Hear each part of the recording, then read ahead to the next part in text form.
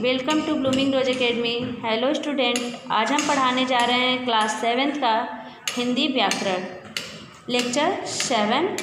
Lecture 6 में हम आपको स्वर के भेद बताएं। आज हम व्यंजन के कितने भेद होते हैं बताएंगे और व्यंजन के बारे में जानेंगे। व्यंजन के 3 भेद होते हैं। यहाँ पे देखिए दिया गया है स्पर्श व्यंजन, स्पर्श व्यंजन, अंतस्थ व्यंजन, ऊष्म व्यंजन। पहले हम स्पर्श व्यंजन के बारे में जानते हैं। जिन व्यंजनों के उच्चारण में स्थान की भिन्नता के आधार पर निश्वास वायु मुख के विभिन्न भागों कंठ, तालु, मूर्धा, दंत अथवा ओष्ठ का स्पर्श करके निकलती है, उसे हम क्या कहते हैं? स्पर्श व्यंजन कहते हैं। क से लेकर म तक के वर्ण स्पर्श व्यंजन होते हैं। उच्चारण स्थान के आधार पर ही इन्हें कंठय, तालव्य, मूर्धन्य, दंत्य और ओष्ठ कहा जाता है। यहाँ पे उदाहरण दिए गए हैं, देखिए।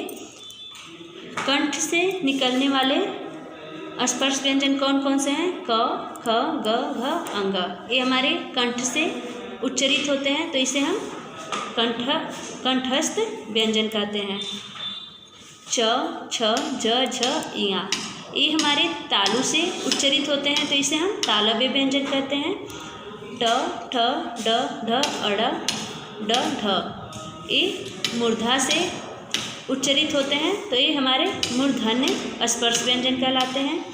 त, थ, द, ध, न ये हमारे दंत से स्पर्श करके उच्चरित होते हैं, तो इसे हम दंत स्पर्श व्यंजन कहते हैं। प, फ, ब, भ, म ये हमारे ओष्ठ से को स्पर्श करके उच्चरित होते हैं, तो इसे हम क्या कहते हैं? ओष्ठ स्पर्श व्यंजन। ये हमारे उदाहरण दिए गए हैं, आप इसको अच्छे से पढ़ लीजिएगा। अब हम आते हैं ख अंतस्थ व्यंजन पे।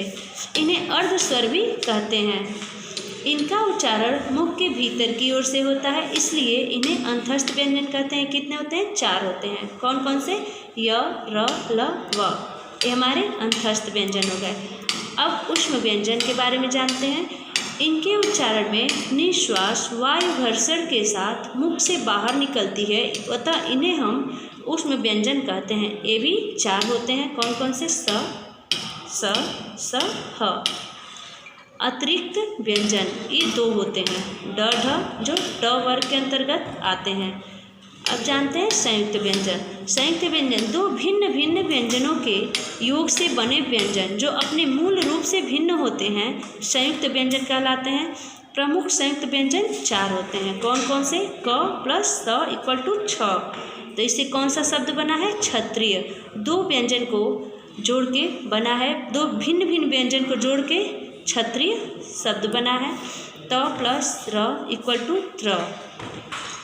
ये भी देखिए 2 भिन्न भिन्न व्यंजनों के योग से बना है त्रिशूल। ज प्लस इया इक्वल टू ज्ञ, तो क्या बना है? ज्ञाता। ऐसे और भी यहाँ पे उदाहरण है। अब हम आते हैं हलंत के बारे में जानते हैं। हलंत स्वर रहित व्यंजन से हल चिन्ह लगाया जाता है, इसी को हलंत कहते हैं। जैसे उद्धार, महान, भट्टी, प्रसिद्ध आदि। यहाँ पे देखिए जब भी हम कोई भी व्यंजन लिखते हैं तो यहाँ पे ख है, तो ये व्यंजन स्वर के साथ है और इसमें हम ऐसे हलंत लगा देंगे, तो ये स्वर रहित व्यंजन हो गया। देखिए ये स्वर रहित व्यंजन है और ये स्वर सहित व्यंजन है, इसे हम हलंत कहते हैं। अब आते हैं द्वित्व व्यंजन। 2 समान व्यंजनों के संयोग से बने व्यंजन द्वित्व व्यंजन कहलाते हैं। जैसे क प्लस क इक्वल टू क, क्या शब्द बना है? पक्का, मक्का, धक्का आदि।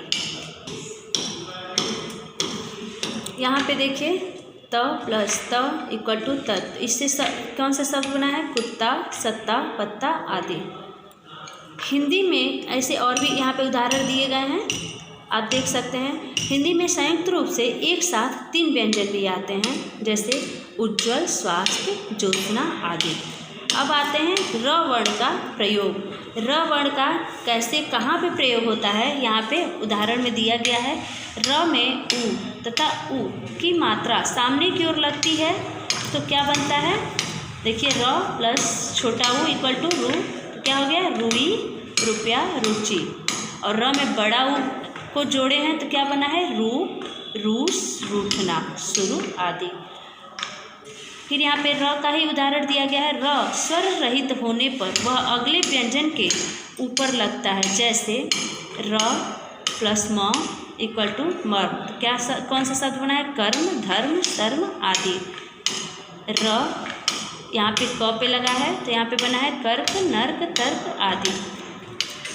जब र से पहला व्यंजन स्वर रहित हो तो र से पहला व्यंजन पूरा लिया जाता है और र विकृत रूप में व्यंजन के पैरों में लगता है, जैसे यहाँ पे देखिए प प्लस र इक्वल टू प्र। यहाँ पे प्रश्न, प्रतीक, प्रभात आदि।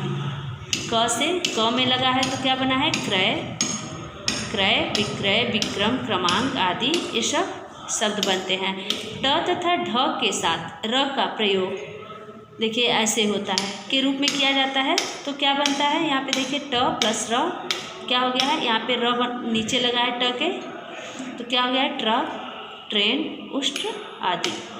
ड पे लगा है तो क्या बना है ड्रम, ड्रामा आदि। स के साथ र का संयोग होने पर स्र बनता है। देखिए स के साथ जब र का प्रयोग होता है तो क्या बनता है स्र, श्रम, श्रेष्ठ, श्रीमान आदि। और इस स के साथ लगता है र तो क्या बनता है स्रोत, सहस्त्र आदि। अब आते हैं स्वरों की मात्राएं। स्वरों की मात्राएं स्वरों के उच्चारण में लगने वाले समय के आधार पर ही इनको दर्शाने वाले संकेत ह्रस्व अथवा दीर्घ स्वर सूचक चिन्ह मात्रा कहलाते हैं। स्वरों के संकेत सूचक चिन्ह ही व्यंजन के साथ जुड़कर मात्रा के रूप में अपनी उपस्थिति दर्शाते हैं। यहाँ पे देखिए स्वर दिया गया है, मात्रा दिया गया है, अक्षर, रूप, शब्द। तो यहाँ पे देखिए अ की कोई मात्रा नहीं होती तो यहाँ पे प दिया गया है पलक। आ की मात्रा है तो पा, पायल, पालक और भी शब्द बन सकते हैं आ की मात्रा से। छोटी ई की मात्रा है, बड़ी ई की मात्रा है, छोटा ऊ की और बड़ा ऊ की। तो यहाँ पे देखिए छोटी की मात्रा लगी है, बड़ी ई की, छोटा ऊ, बड़ा ऊ। तो शब्द बने हैं पिता, पीतल, पुल, पूरब। यहाँ पे स्वरों की मात्राएं हैं री, ए, ओ, औ। यहाँ पे री की मात्रा है, ए की मात्रा है, ए की मात्रा है, ओ की मात्रा है, औ की मात्रा है।